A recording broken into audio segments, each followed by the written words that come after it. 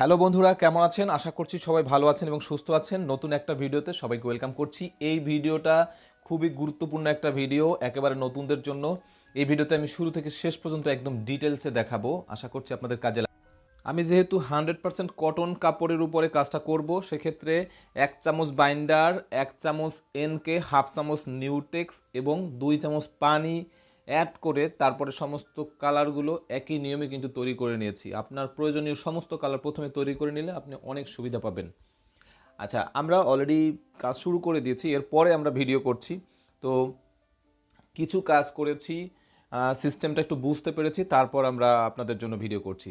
দেখেন আমি কিভাবে কাজটা করছি। প্রথমে আমরা একটা মাঝারি টাইপের কালার, একদম লাইট থেকে একটু ডার্ক, একেবারে এই যে হালকা কালার তা না, এই কালারটা প্রথমে একটু, যেহেতু ছোট ফুল, তুলিটাও কিন্তু খুব বেশি মানে খুব একটা বড় তুলি নেওয়া হয়নি, হ্যাঁ, মাঝারি সাইজের। এটা সম্ভবত 10 নম্বর ব্রাশ, না 10 নম্বর না, এটা সম্ভবত 8 নম্বর ব্রাশ। দেখেন একটু কখনো কখনো আমি লাইট কালারটা নিচ্ছি, আবার কখনো ডার্ক কালার নিচ্ছি। এটার মূল ব্যাপার হচ্ছে আপনি ছবি দেখবেন, ছবি দেখে দেখে কাজ করবেন। স্ট্রোকটা বুঝতে হবে, কোথায় ডার্ক কোথায় লাইট। আপনাকে প্রথমে ডার্কের সাইডটাতে করতে হবে। ডার্কের সাইডে একটু টান দিবেন, সাথে সাথে একটু হালকা কালারও একটা চাইলে ওই সেম ব্রাশেও নিতে পারবেন, চাইলে একটু আরেকটা ব্রাশ দিয়েও কিন্তু আপনি হালকা কালারটা করতে পারবেন। কিন্তু কোনো তাড়াহুড়ো করা যাবে না। সব থেকে ভালো হয় ওয়াটার কালার করে নিলে, প্রথমে হ্যান্ডমেড পেপারে যদি ওয়াটার কালার প্র্যাকটিস করে নেন আপনার জন্য ভালো। দেখেন আমি কিন্তু গাঢ় শেডটা দিয়ে প্রথমে একটু আউটলাইনের মতো করে নিয়েছি, তারপর ভিতরের দিকে শেডটা যেভাবে যে কালারটা আছে সেখানে সে গাঢ় জায়গায় গাঢ় দিচ্ছি, হালকা জায়গায় আস্তে আস্তে করে আমি ওর থেকে লাইট কালারগুলো একটুখানি অ্যাপ্লাই করে দিচ্ছি। তো এইভাবেই কিন্তু প্রত্যেকটা শিরা, প্রত্যেকটা পাপড়ি আপনি করতে পারবেন। তবে পার্সপেক্টিভওয়ালা যে পাপড়িগুলো, সেই পাপড়িগুলো আপনি ফাঁকা রাখতে পারলে আপনার ভালো। পার্সপেক্টিভওয়ালা পাপড়ি মানে হচ্ছে যে পাপড়িগুলো একটু ভাঁজ হয়ে আছে, হ্যাঁ, যে একটু ডাইমেনশনাল ফুল আমরা যখন কাজ করি আপনারা দেখবেন যে পার্সপেক্টিভ রাখতে পারলেই তখন সেই ফুলগুলো দেখতে খুব সুন্দর লাগে। তো এই এই পাপড়িগুলোতে সাদা রেখে কাজ করলে ভালো। একটা ফুলে দেখেন যে খুব বেশি সাদা পাপড়ি আছে তা না, 3-4টা সাদা পাপড়ি চিকন চিকন আছে, সেই জায়গাগুলো আপনি একটু ফাঁকা রাখতে পারেন। প্রথম ওয়াশে এই সাদা রেখে, কিছু কিছু জায়গায় সাদা রেখে কাজ করলে আপনার পুরো ফুলটা এলোমেলো লাগবে না শুকানোর পরে। আর না হলে দেখা যায় যে পার্সপেক্টিভেও যদি আপনি সাথে সাথে কালার দেন আর সব জায়গায় আপনি সব পাপড়ি ডার্ক জায়গায় কালার দেন, তখন শেষ পর্যন্ত একটু এলোমেলো লাগতে পারে, মনে হতে পারে সেকেন্ড ওয়াশে গিয়ে কাজ করতে আপনার জন্য একেবারে নতুনদের জন্য যে সমস্যাটা হয়, এবং আমার ক্ষেত্রেও সেই প্রবলেমটা হয় মাঝে মাঝে, যে সেকেন্ড ওয়াশে গিয়ে আসলে ধৈর্য থাকে না।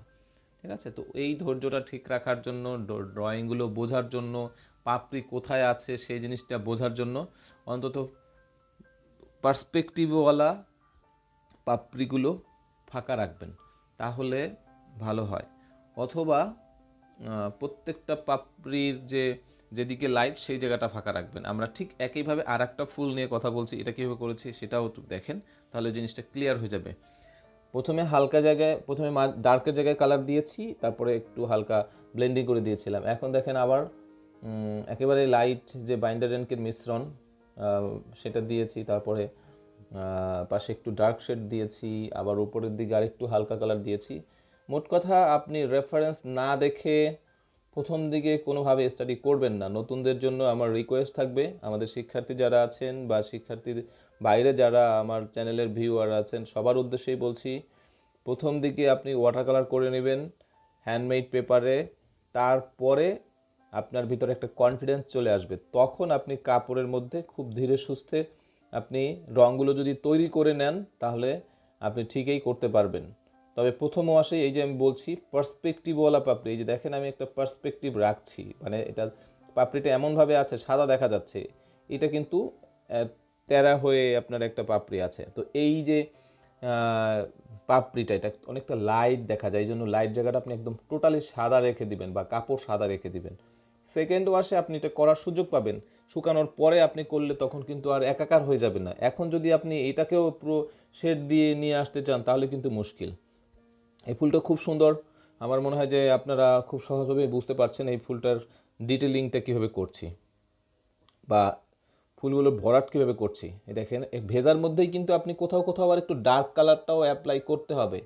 হ্যাঁ, আবার যেহেতু আপনার কাছে যদি কালারগুলো রেডি থাকে তাহলে আপনি এই কাজটা করতে পারবেন, কিন্তু আপনার কাছে যদি সব শেডগুলো তৈরি না করা থাকে তাহলে কিন্তু কালার তৈরি করতে গিয়ে আপনার তো সময় চলে যাবে। তখন আপনি কাপড়ে যখন আপনি শেডটা নিয়ে আসবেন ততক্ষণে কিন্তু কাপড়টা শুকিয়ে যাবে ওই জায়গায়। যদি শুকিয়ে যায় তাহলে কিন্তু ব্লেন্ডিংটা হবে না, এই সুন্দর যে হালকা এবং গাঢ় ব্যাপারটা কিন্তু আনতে পারবেন না।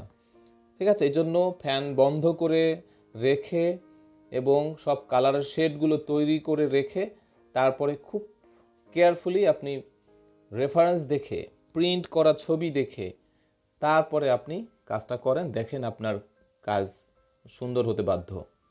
ঠিক আছে, আর এমন আরেকটা বিষয় আছে, সেটা হলো যে আমরা একদম সুপার রিয়েলিস্টিক কাপড়ে করতে পারি না, এটা ম্যাটেরিয়ালগতই প্রবলেম। সুপার রিয়েলিস্টিক করার আপনার দরকার নেই। আপনার রেফারেন্সে যা আছে তার যদি আপনি 60% বা 70% আনতে পারেন তাতেই দর্শক অনেক খুশি হবে, তাতে দর্শকের কাছে ভালো লাগবে। এই দেখেন আমাদের রংটা কিন্তু শুকিয়ে ছিল, এখন এই পার্সপেক্টিভের জায়গায় কিন্তু আমরা একটু হালকা কালার দিয়েছি। আমাদের দুইটা ফুল আপনাদেরকে পুরো ডিটেলসে দেখালাম, এখন আরও একটা ফুল দেখাই। এভাবেই কিন্তু আমরা প্রত্যেকটা ফুল রেফারেন্স দেখে এই শাড়িটাতে স্টোক বেস এটা কিন্তু করেছি। এটা সিঙ্গেল সিঙ্গেল পাপড়ি ভরাট করে কিন্তু করা হয় না, এটা কিন্তু পুরো ওয়াটার কালার ট্রিটমেন্টেই কিন্তু কাজটা করা হয়েছে। একটু ভালো করে লক্ষ্য করবেন এবং নিজেরা ট্রাই করবেন। এটা কিন্তু 100% কটন কাপড়, একটুও রং ছড়াচ্ছে না। আমি কিন্তু পানি ব্যবহার করেছি, 1 চামচ বাইন্ডার, 1 চামচ এনকে, হাফ চামচ নিউটেক্স এবং 2 চামচের মতো পানি দিয়েছি আনুমানিক। তো তারপরেও কিন্তু রং ছড়াচ্ছে না, আমি চাইলে আরও বেশি পানি দিতে পারতাম। তো সবার কাছে রিকোয়েস্ট থাকবে, আপনারা যারা আসলে কাজ শিখতে চান, অনলাইনে কাজ শিখতে চান কিংবা ইউটিউবের ভিডিও দেখে কাজ শিখতে চান, আপনাদের কাছে রিকোয়েস্ট আপনার প্রথমে আলো ছায়া ব্যাপারটা ক্লিয়ার হয়ে আপনাকে বুঝতে হবে। সেজন্য পেন্সিল স্কেচ করবেন, পেন্সিল স্কেচের মাধ্যমে আলো ছায়া বুঝতে হবে। তারপরে আপনি ওয়াটার কালার করবেন হ্যান্ডমেড পেপারের মধ্যে 300 জিএসএম অথবা 150 জিএসএম যেটা আছে, এটার মধ্যে আপনি যখন ওয়াটার কালারটা করতে পারবেন, ফুলের হালকা গাঢ় আপনি যখন ওয়াটার কালার আনতে পারবেন, দেন আপনি কাপড়ের উপরে কাজ করবেন। কিন্তু আপনার ওয়াটার কালার যদি ভালো না হয় বা পেন্সিল স্কেচে আপনি একদমই দক্ষ না, পেন্সিল স্কেচে আপনি সূক্ষ্ম কাজ করতে পারছেন না, তাহলে কিন্তু এখানে এসে কাপড়ের উপরে ম্যানেজ করাটা বেশ কঠিন মনে হয় আমার কাছে।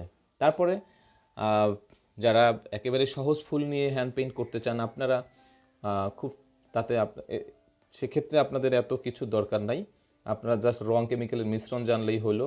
তুলির ব্রাশের স্ট্রোকের মাধ্যমে কাজ করতে পারেন। তবে কম্পিটিশন মার্কেটে টিকে থাকতে হলে আপনাকে অবশ্যই ডিটেলিং কাজটা শিখতে হবে। সেটার জন্য আপনাকে পেন্সিল স্কেচ, আপনার ওয়াটার কালার, এইটা স্টাডি রেগুলার করতেই হবে। আদারওয়াইজ আপনার এই ডিটেলিংয়ে গিয়ে আটকে যাবেন। ম্যাক্সিমাম শিক্ষার্থীদের আমরা দেখেছি তাদের যে সমস্যাটা হয় যে সব থেকে ডার্ক কালারটা আপনারা চোখে দেখতে পান না, অনুভব করতে পারছেন না যে কত ডার্ক হবে কালারটা। এই দেখেন আমরা, এটা একটু গুরুত্বপূর্ণ বিষয় এখানে, একটা ফার্স্ট ওয়াশের পরে সেকেন্ড ওয়াশে আমরা কীভাবে ডিটেল করব, এটা খুবই গুরুত্বপূর্ণ একটা বিষয়। আমি খুব গুরুত্বপূর্ণ বিষয়গুলো শেয়ার করব, আপনারা মনোযোগ সহকারে আমার কথাগুলো শুনবেন। দেখেন আমরা একটু রেফারেন্স তো আছে যে কোথায় হালকা কোথায় গাঢ়, সেটা বুঝে কিন্তু আমি একটু ডার্ক কালার চিকন তুলি ব্যবহার করে, এটা সম্ভবত 6 অথবা 8 নম্বর ব্রাশ হবে, আমার ঠিক মনে নেই, ওয়াটার কালার রাব্বি সুপার ব্রাশ, এটা দিয়ে দেখেন দুইটা পাপড়িতে একটু ডার্কের জায়গায় দিয়েছি এবং পাশাপাশি একটু হালকা কালারটাও নিয়েছি, ডার্কের কালারটা নিয়েছি এবং হালকা দিয়ে সুন্দর করে একটু মিশিয়ে দিতে হবে। ডার্কের জায়গায় ডার্ক দিবেন, হালকা জায়গায় আপনি হালকা রংটা নিয়ে আসবেন। তার মানে অবশ্যই আপনাকে রংগুলো সাথে রেডি রাখতে হবে। কালার প্লেটে করতে গেলে নতুনদের জন্য মুশকিল, যারা আর্টিস্ট আছেন, প্রফেশনাল আর্টিস্ট আছেন, আপনাদের এটা দরকার নেই। কিন্তু যারা একেবারে নতুন আপনাদেরকে বলবো আপনারা রঙের শেডগুলো, যেমন একটা ফুল করতে যতগুলো শেড আছে সব ফুল শেডগুলো তৈরি করে রাখবেন। এই দেখেন এখন আমি লাইট কালার ব্যবহার করছি, এই পাপড়িটা একটু লাইট হবে, তো সেইখানে আমি এই জন্যই লাইট কালারটা অ্যাপ্লাই করছি। আমার কাছে তৈরি করা আছে বলে আমি ইনস্ট্যান্ট ব্যবহার করতেছি। আবার দেখেন প্রত্যেকটা পাপড়ির কোনো একটা সাইডে ডার্ক থাকতে পারে, আপনি সাথে সাথে ভেজা থাকা অবস্থায় ডার্ক দিয়ে দিবেন, অন্যথায় কিন্তু অ্যাক্রিলিক কালারের মতো করে ঘষে ঘষে ঘষে ঘষে যখন আপনি এটা করবেন, কালার অ্যাপ্লাই করবেন গাঢ়, তখন কিন্তু আপনার স্ট্রোকটা ভিন্ন দেখা যাবে, দেখতে একটু অড লাগবে। ওয়াটার কালারের যে ইফেক্ট, ওয়াটার কালারের যে ট্রান্সপারেন্সি, হ্যাঁ, সেই কালার সেপারেশনের যে মজাটা সেটা কিন্তু থাকবে না আপনি যদি ভেজা থাকতে থাকতে ব্লেন্ডিং না করেন। অ্যাক্রিলিকে যেমন আমরা ব্লেন্ডিং করার সুযোগ পাই, বারবার রং অ্যাপ্লাই করি, তখন দেখা যায় কাপড়টা কিন্তু শক্ত হয়ে যায়। কিন্তু এই যে টেকনিকে আমি বলছি আপনাদেরকে, ওয়াটার কালারের পুরো ওয়াটার কালার সিস্টেমে যখন আপনি রংটাকে পাতলা করে অ্যাপ্লাই করবেন, তখন আপনাকে ভেজা থাকতে থাকতে একটা কালার অ্যাপ্লাই করবেন, ভেজা থাকতে থাকতেই সেটার লাইট এবং ডার্ক দুইটা শেডেই কিন্তু অ্যাপ্লাই করতে হবে। আর বারবার টানা যাবে না, এটা আমি আমার অসংখ্য ভিডিওতে বলেছি। যেখানে যে কালারটা দিবেন যদি একটু ভুলও হয়, সেখানে খুব বেশি একটু পর পর আবার রং দিবেন, সেটা করতে গেলে কিন্তু পুরোপুরি শুকায়নি, তার মধ্যে যদি আপনি আবার এখন পর্যন্ত এই যে আমরা দিচ্ছি এটা কিন্তু এখনও ভেজা আছে, তো এটা আবার যদি আপনি ফ্যানটাকে চালু রেখে করেন তাহলে কিন্তু এই সুযোগটা পাবেন না। তাহলে আপনাকে আরও দ্রুত কালার অ্যাপ্লাই করতে হবে, এই জন্য ফ্যান বন্ধ রাখবেন। এই শাড়িটা আমরা ব্যাকগ্রাউন্ড ওয়াশ করব না, তো ব্যাকগ্রাউন্ড ওয়াশ করতে গেলেও আপনার একই ব্যাপার, ফ্যান বন্ধ রাখতে হবে কিন্তু, নাহলে কিন্তু ওয়াশটা নষ্ট হয়ে যাবে ব্যাকগ্রাউন্ড ওয়াশে। তো দেখেন আমি এই ফুলটা কত সময় নিয়ে একটা ফুল ডিটেল করেছি।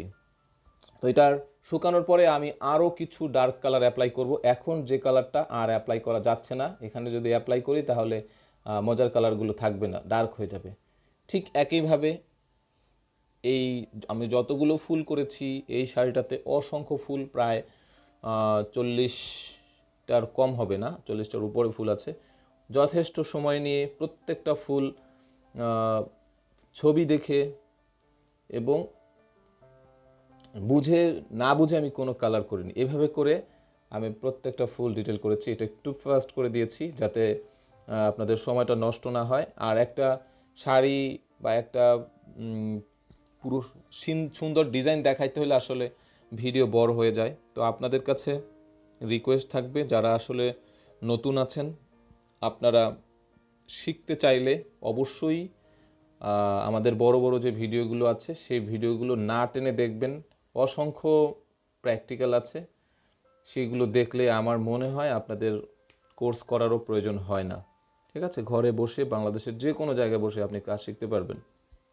আচ্ছা, আমাদের ফুলগুলো যখন শেষ হয়েছে, এরপর আমরা পাতা দিচ্ছি। দেখেন পাতার ক্ষেত্রেও যেটা হচ্ছে, আমরা পাতাতে এত বেশি ইম্পর্টেন্স দেব না, ফুলের ডিটেলিংগুলো সুন্দর করেছি, এখানে পাতাগুলো একটু অত রিয়েলিস্টিক করতে চাচ্ছি না, কারণ এত রিয়েলিস্টিক করতে প্রচুর সময় লাগবে, সেই পরিমাণে কিন্তু একটা কাজের সেই কি বলবো যে ভ্যালুটা কিন্তু পাওয়া যায় না। তারপরও আমরা পাতাগুলো আমার নিজস্ব একটা স্টাইলে আমি পাতা অ্যাপ্লাই করছি। দেখবেন যে প্রত্যেকটা ফুলের নিচের দিকে কিছু পাতা আমি একটু ডার্ক করে দিচ্ছি, এবং এটা আমি অনেক দিন ধরে এই স্টাইলেই করছি। এটা যদিও বাস্তবের মতো মনে নাও হতে পারে কারো কারো কাছে, কিন্তু এই স্টাইলটা আমার ভালো লাগে বলে আমি সেটা করছি। কিছু পাতা ডার্ক করছি, কিছু পাতা হালকা করছি। তো আপনারা যারা আরও ভালো কিছু শিখতে চান, আপনাদেরকে বলবো গুগল থেকে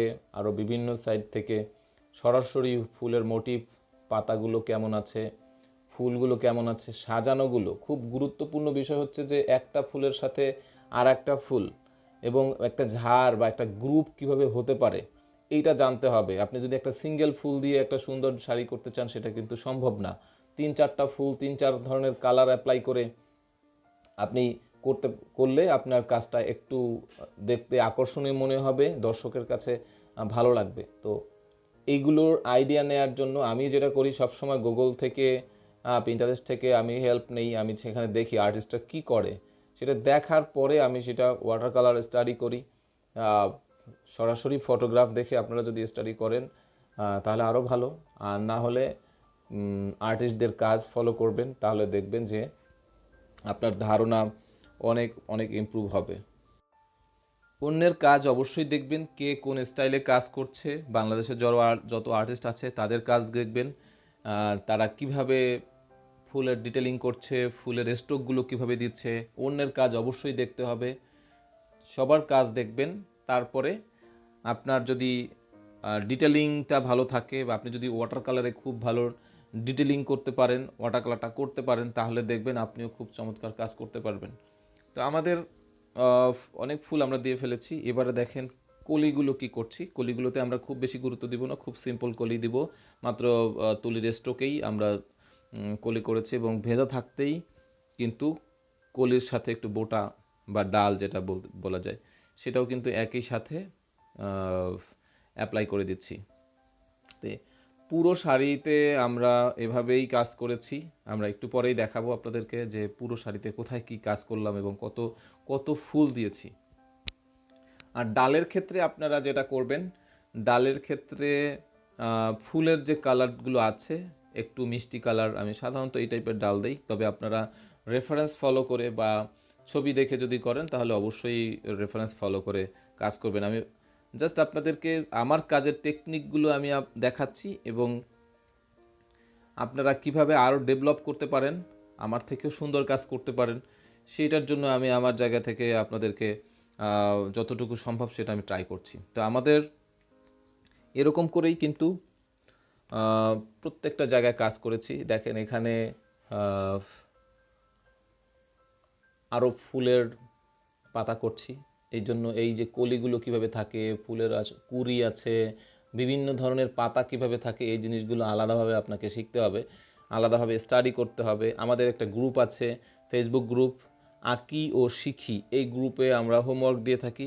আপনারা সেখান থেকে কিন্তু হোমওয়ার্ক করে নিজেরা রেগুলার প্র্যাকটিস করে প্র্যাকটিস যদি করেন সেক্ষেত্রে দেখবেন আপনাদের ইমপ্রুভ হবে। পাশাপাশি যারা প্রতিনিয়ত প্র্যাকটিস করবেন আপনাদের নিয়ে আমরা গুগল মিটের ক্লাসেও জয়েন হতে পারি। আপনারা অনেকেই আছেন আমার ফেসবুকের ফ্রেন্ডরা আছেন, ইউটিউবে আপনারা রেগুলার ভিডিও দেখছেন, আপনারা অলরেডি সেই গ্রুপেও আছেন। তারপর যারা নতুন আছেন আপনারা যদি আমাদের মেসেঞ্জার গ্রুপে যুক্ত হতে চান অবশ্যই কমেন্টে জানাবেন, আপনাদেরকে অ্যাড করে দিব, এবং আমাদের আঁকি শিখি গ্রুপে যারা যুক্ত হতে চান আপনারা অবশ্যই জানাবেন, আমি অ্যাড করে দেব। পুরো শাড়িটা আপনাদেরকে একটু দেখাচ্ছি যে পুরো শাড়িতে আমরা কোথায় কোথায় কাজ করেছি। এটা আঁচলের দিকের একটা ঝাড়, এরপরে এদিকে দেখেন এটা হচ্ছে বুকের দিকের ঝাড়, এবং এদিকে এরকম করে পুরো শাড়িতে কিন্তু কাজ আছে। এবং একটু ক্লোজ থেকে দেখলে বুঝতে পারবেন যে কত ফুল আছে একটা ঝাড়ের মধ্যে, এবং কয়েকটা গ্রুপ আছে, কিন্তু প্রত্যেকটা ঝাড়ের মধ্যে কিন্তু কয়েকটা গ্রুপ আছে, ঠিক আছে। এরকম 4টা ফুল দিয়ে, 3টা ফুল দিয়ে, কখনো 2টা ফুল নিয়ে আমরা এক একটা গ্রুপ করেছি। এই যে এখানে 2টা ফুলের গ্রুপ আছে, এখানে 4টা ফুলের গ্রুপ আছে, পাশে আবার একটা 2টা ফুলের গ্রুপ আছে, এইখানে দেখেন 4টা ফুলের গ্রুপ আছে, সিঙ্গেল ফুল একটা ফুলেরও গ্রুপ কিন্তু আছে। কি সব জায়গায় আপনারা যখন কাজ করবেন একেবারে সব জায়গায় কাজ করবেন না, কিছু কিছু নেগেটিভ স্পেসও ছেড়ে দিতে হয়, সব জায়গায় ফুল দেওয়ার দরকার হয় না, কিন্তু গ্রুপ গ্রুপ করলে ভালো লাগে। তো আমাদের যখন ফুলগুলো হয়ে গিয়েছে, পাতা হয়ে গিয়েছে মোটামুটি, এখন পাতাটা শুকানোর পরে আমরা যে কালার দিয়ে পাতা দিয়েছিলাম তার থেকে একটু ডার্ক শেড নিয়ে কিছু শিরা উপশিরা, এটা আমি সব সময় কিন্তু অ্যাপ্লাই করি, সেই শিরা উপশিরা আমি কিন্তু এখন অ্যাপ্লাই করছি। কিছু ডার্ক কালার দিবেন, মানে যে কালার দিয়ে আপনি প্রথমে করবেন এবং পাতাটা তার থেকে একটু ডার্ক কালার দিয়ে শিরা উপশিরা দিবেন।